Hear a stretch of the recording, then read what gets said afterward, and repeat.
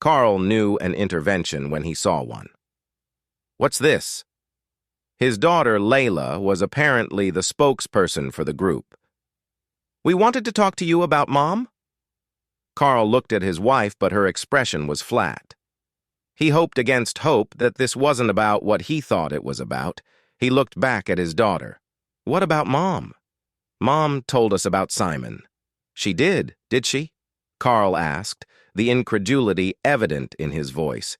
"Yes, and about your issues." Carl just stared at his wife, shocked that she would share information so personal with anyone, let alone their children and grandchildren. "My issues, and really this whole thing, are none of your business. But Mom's happiness is our business." "Mom's happiness is your business? I'm assuming that means my happiness is irrelevant and I have to give up everything I hold dear?" Layla let out a sigh and said, "But Mom has needs and you can't satisfy them. If you had needs that she could not satisfy, do you think she would stop you?" For the first time since this started, Josie flinched, and she suddenly found a spot on the dining room table that interested her. As she did this, she said, "Layla, stop." Everyone looked at her, then back to me, as I started to laugh. "Oh, Layla, I think you have just made the biggest screw-up." I asked, "Would you like to hear an interesting story?" Josie sat up and shouted, "Carl, don't do this!" But I laughed and replied, "This is your mess. You have to deal with it. Now, where shall I begin?" "Layla, when you were born, your mother didn't make love. For nearly 3 years, she could not satisfy my needs. She even sent me a letter about it, which I just happen to have here. Let me quote from it." I made a theatrical flourish as I pulled the letter from my top pocket. I had kept it in my sock drawer all these years, as it made me feel good that I had given up a part of my life for my wife's love and happiness. Now, I wanted to see my wife squirm at the hypocrisy of her own words as I quoted directly from her written word. "Carl, I know you have needs, and I just can't meet them right now. It would be so easy for you to go and find a woman who could. But if you did, the pain you would cause me would be immense, and our marriage would not survive. I ask, no, I beg, please do not go outside our marriage. I need you to put your needs on hold while this depression dissipates. I don't know how long it will be, but I hope it is soon. Please, please stay faithfully to me, as I will also be faithful to you if the roles were reversed." So, for almost 3 years, we didn't make love. At the end of 3 years, we made love once, and the result was Leo. It took another 4 years of infrequent lovemaking, that is, once every 2 months if I was lucky, before our sex life began to return to normal. So, Layla, your mother and I lived for almost 7 years with little or no intimacy, and I didn't look beyond our marriage. Was I a devoted husband or a deadbeat? The question hung in the air, like a bad smell. Josie's face was red, partly from humiliation, but also anger.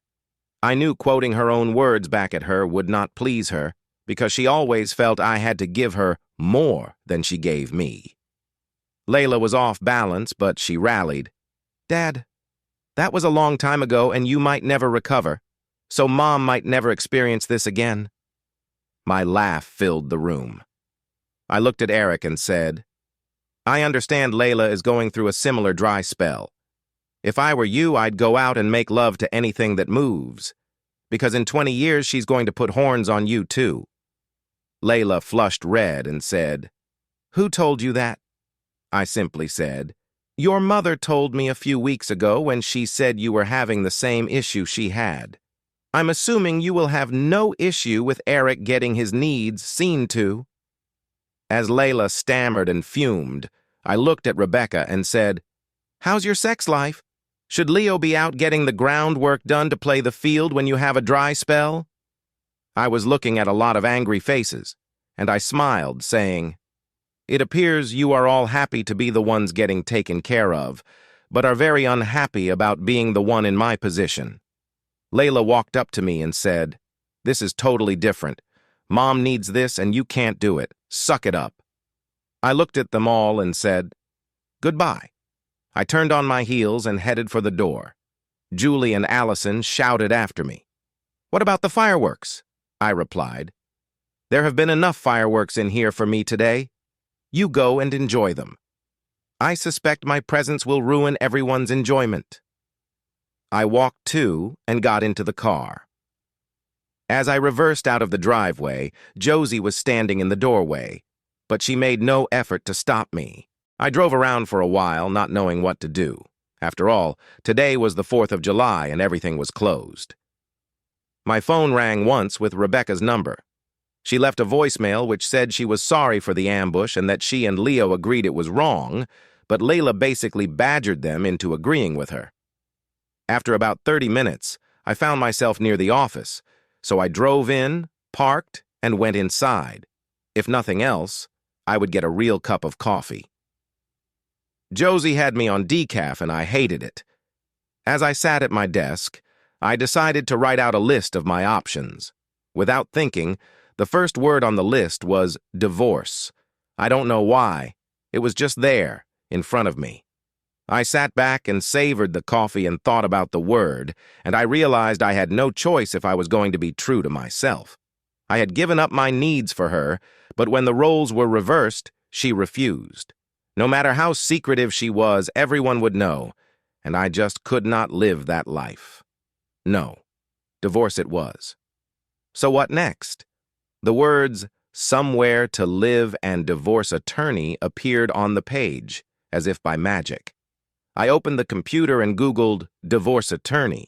Pages upon pages of results came up. At the top of the second page was a name I recognized, Lindsay Logan. She had handled the divorce of one of my golfing buddies, and I knew her in passing from a charity we both supported. She was young, attractive, but that only made the meetings easier, and was like a bull in a china shop when the situation called for it. I went onto her web page and filled out the form asking for a meeting. An automated reply came up in my email telling me I would get a call back within 24 hours, offering me an appointment. Now, where to live? I could not live by myself. I couldn't cook, clean, nor wash my clothes, but I didn't want to go into a nursing home. As I thought about it, an advert I had seen came to mind. It was for an assisted living facility on the far side of town. It catered to people who recently divorced and needed exactly what I needed, a housekeeper. Each person had their own apartment. It had a front door to a parking lot and a back door into the facility where a small restaurant provided meals, washing, cleaning, and ironing for clothes, and a domestic for cleaning the apartment. A few Google searches later, I had a telephone number for the facility. I rang forgetting what the day was, and was surprised that it was answered. Apparently, a manager or assistant manager was on the premises 24 hours a day, and they would be happy to show me around any time. I asked if I could come now, and the reply was, "Sure, why not?" It took about 45 minutes to get from the office to the facility, mostly due to road closures to facilitate the fireworks display. The manager showed me around the facility and an apartment that was up for rent. Much to my surprise, I knew 2 of the residents and was invited to watch a game with them in the main room. I had a great time with some old buddies and some new ones. I even managed to have a beer. After the game, Sam, who I used to go fishing with before we both got married and lost touch, asked me why I was here. I said, "The wife decided she needed a younger model and is having difficulty understanding why I'm not pleased." Sam looked at me and said, "Josie was always a selfish woman, but that is colder than I thought she would be." I looked surprised and said, "You knew her?" Sam pulled a strange face and said, "Of course, I was a friend of her brother. Dated her for when we were, like, 12, when 6 weeks was a lifetime, and lived in the same neighborhood until we were 15. I was surprised, saying, "I didn't know that. You lived over in Hillview when we went fishing." "Yes," replied Sam. "My parents moved there just before we met." Then we sort of lost touch when you dated Josie. I think she didn't want you around me and kept you away from me.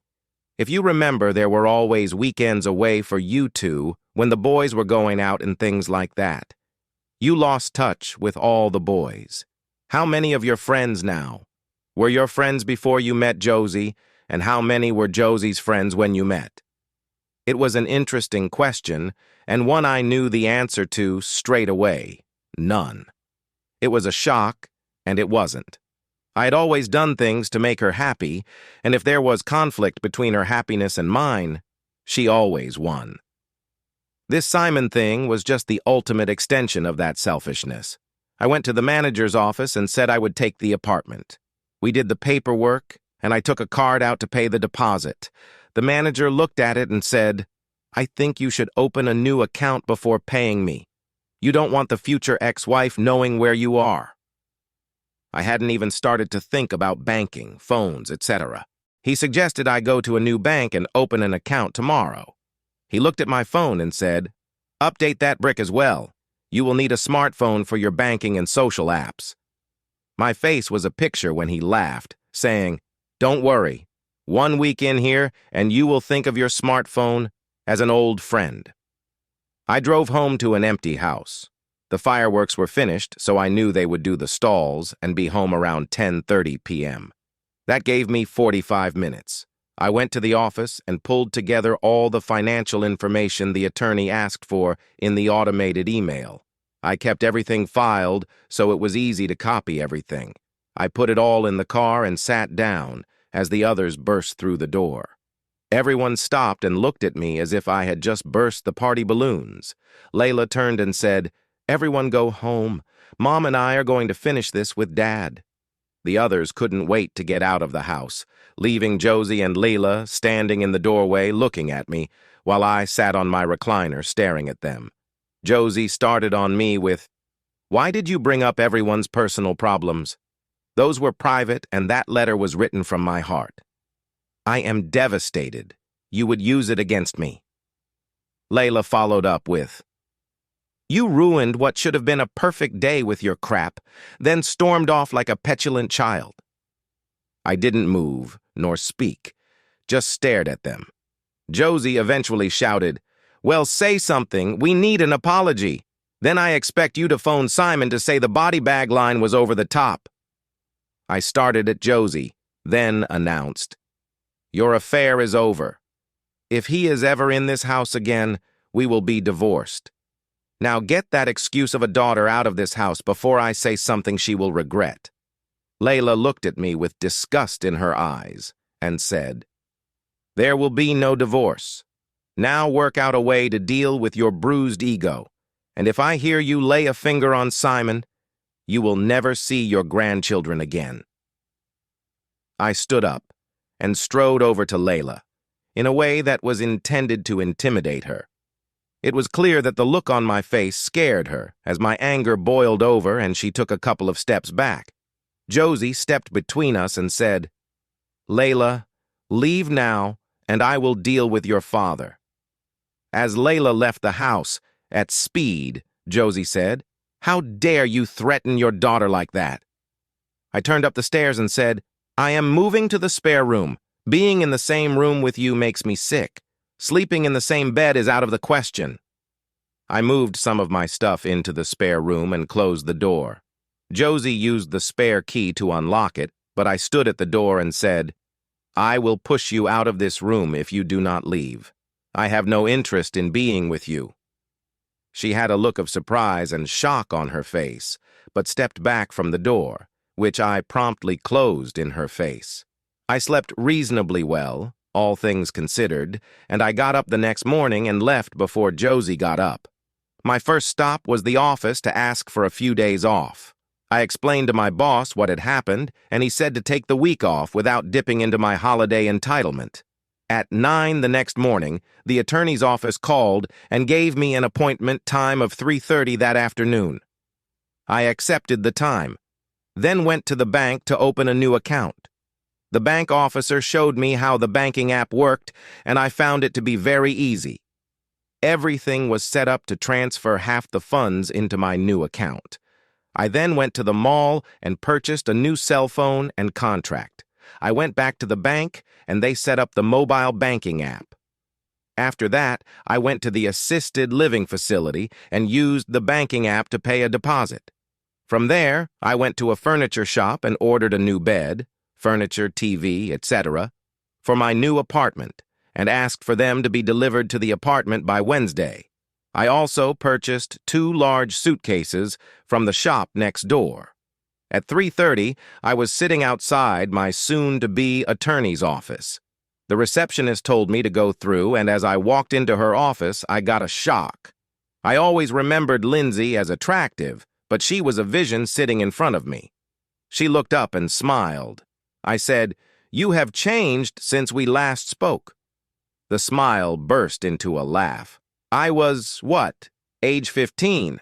I hope I have changed, and I hope it is for the better. I just could not keep the smile off my face when I said, "You bet?" She obviously didn't remember me from the charity events, which she must have dressed down for. After that, the meeting was all business.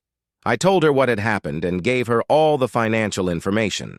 The offer would be she would keep the house, half the savings, and have spousal support of $500 a month for 2 years. I would keep my pension, and she would have to keep working. The papers would be ready to serve next free day, but I asked that they be served on Saturday morning. I went home at the usual time and ignored Josie. I moved all my stuff into the spare room, then used the opportunity to pack my new suitcases without her noticing. The next morning, I carried both to the car and left before she was up. I left the suitcases in the apartment. I would empty them when the furniture arrived. All that was left in my old house was enough clothes for the week, plus anything that was dirty. After checking a few things, I went to the office. The boss asked what I was doing there. Nothing better to do, so I might as well work. I actually had a really productive day and arrived home about an hour later than normal, having eaten in a health food shop near the office. Josie looked at me and said, "I prepared lamb, but it's ruined. Why are you late?" I just looked at her saying, "Oh well, never mind," and went to the spare room, locking the door. I heard Josie knock the door. "We need to talk. We can't go on like this." I opened the door and said, "No shit, Sherlock. I can't live with you cheating on me every weekend. Until that ends, nothing will change." Her face went beet red and she screamed, "Have you no respect for my feelings, needs, or happiness? You need to man up and work on this marriage, or it is history." I started to laugh. "I think you need to look in the mirror and say that, because you certainly have no respect for my feelings, needs, or happiness. Now please leave me alone." The rest of the week continued in silence. On Thursday, I went after work to put away all my belongings as the new furniture had arrived. I also went out to buy new bed linen and other essentials. On Friday, I packed all the dirty clothes into a bag and took them to be laundered in my new home. On Saturday morning, I got up and packed the last of my belongings and my medication into the bag I took to golf. I then went downstairs. Josie was sitting at the table and said, "If your golf is rained out, don't come home until 10, so you don't see something you don't want to see. So that's it. You don't care how I feel. You are continuing with this Simon guy, and I am irrelevant to your plans." She looked at me with a sad smile and said, "You are the most important thing, but you can't look after this part of my life, so I need someone to help." I stood up. "Okay, you have made your choice, and I have made mine." I walked for the door and she said, "What? No kiss?" I turned and laughed at her. Never again. I drove to Lindsay's office where I met her and the process server and traveled back to my old house in the process server's car. We parked a few doors down from the house and waited. Sure enough, around 8:30, Simon pulled into the drive. At 8:45, the process server went to the door. It took a few minutes for Josie to answer, and it was clear from what she was wearing that they had not wasted any time. I saw the process server speak to her. She nodded, then he took the envelope out of his bag and handed it to her. She refused to accept it, and he spoke to her again and this time she took the envelope. As he walked away, I could see Josie open the envelope, put her hand over her mouth, then slam the door. Less than 5 minutes later, Simon came out of the house and drove away. The first call was from Layla, and it came within 10 minutes. I answered the phone to a tirade. "What is this? Divorcing Mom for what? Being good to herself?" I let Layla vent until the phone went silent. I just sat for another 30 seconds, then said, "Are you finished?" That started another stream of expletives, which I just let run. Eventually she stopped and said, "Well?" My response, "Well what?" caused her to hang up. Lindsay and I finished up the last of the paperwork so it could be delivered to Josie's attorney. I also gave Lindsay a limited power of attorney and the authority to represent me in court in the event I could not appear. As I left, I saw Leo was parked outside Lindsay's office. He looked at me and said, "We are all out looking for your car. I am here to take you home so you can kill this nonsense." I walked past him and went to get into my car, but as I reached for the door, he put his hand out, preventing me from opening it, and said, "Get in my car now." I didn't move, but said, "If you don't move your hand now." At this point, Lindsay walked up behind Leo, placed a hand on his shoulder, and said, "My client wishes to leave, and you are preventing him from doing so. If you do not get out of his way, I will see you spend 30 days in county waiting to be brought before a judge on charges of false imprisonment, and you won't like that as you are way too pretty to spend 30 days in county." Leo's hand snapped away from the car door as quick as lightning, and I opened the door to get in. As I had one foot in the car, Leo said, "This isn't over, Dad. You are not divorcing Mom, and you are not moving out of the house." With that, he walked to his own car. Lindsay looked at me and said, "I suspect this one is going to be messy," and she walked back to the office. I got into the car and drove to my apartment, making sure I parked the car in a place it could not be seen from the road. On Sunday, I met with the housekeeper, and we went through my medication, dietary requirements, and other items particular to my heart condition. They had a system in place to ensure all medication was taken and all meals met dietary needs.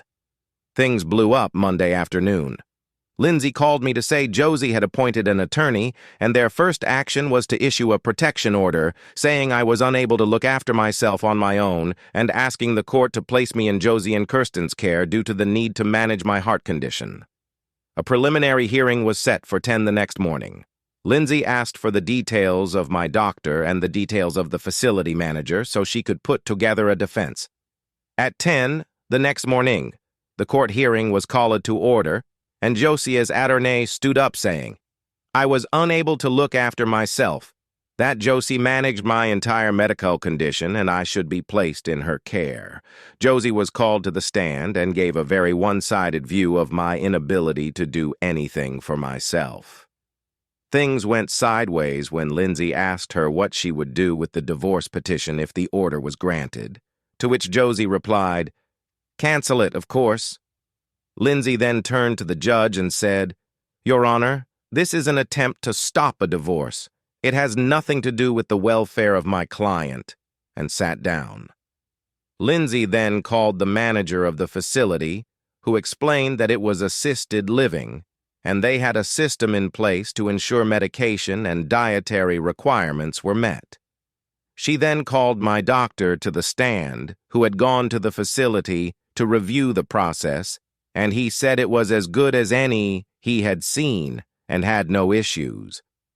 The judge looked at Josie's attorney and called him to the bench. After a heated exchange, the judge said, "I am not granting this order, as it is clear the health reasons given are spurious, and the real reason is an attempt to stop the divorce. Everyone is dismissed." After we left, the doctor turned to me and said, "Give me a call. I was looking over your medication charts and I think we need to review them." Kirsten was hovering behind Lindsay, and when the doctor left said, "Dad, this isn't over. You need to get over your ego and get back to Mom, or she will get mad at you and actually signs those papers." I laughed and said, Oh, please, let her do that, and quickly. The next day, I was sitting in the doctor's office, and he said, I notice you are still on a very high dose of ACE, which is keeping your blood pressure too low. I think we need to take you off that altogether. At your last checkup, your blood pressure was actually too low. Starting today, I want the dose reduced by 10 milligrams a week. I will issue the letter to Mrs. Davidson at your new address. Over the next 2 months, my blood pressure medication was reduced to 0. About 2 weeks after the last dose, Sam and I were sitting watching TV when the manager brought in a lady who was looking to rent one of the apartments. I instantly found her attractive, but the slight stirring in my trousers was a strange, embarrassing, but very enjoyable experience.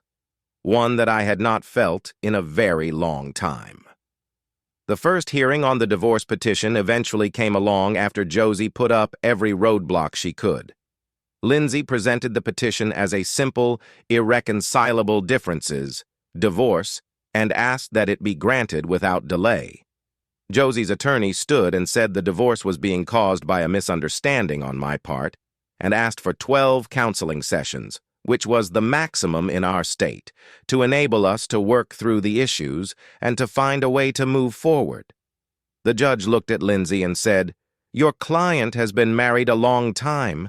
I think they should see if something can be salvaged. Then, to the court in general, he said, I order 3 counseling sessions, then the counselor to report back to me on progress, the counselor to be agreed between the parties. The decision on the counselor was traumatic. Josie's first suggestion was to use one of her friends from the golf club. That was killed instantly, and we eventually settled on a counselor that Lindsay knew was even-handed.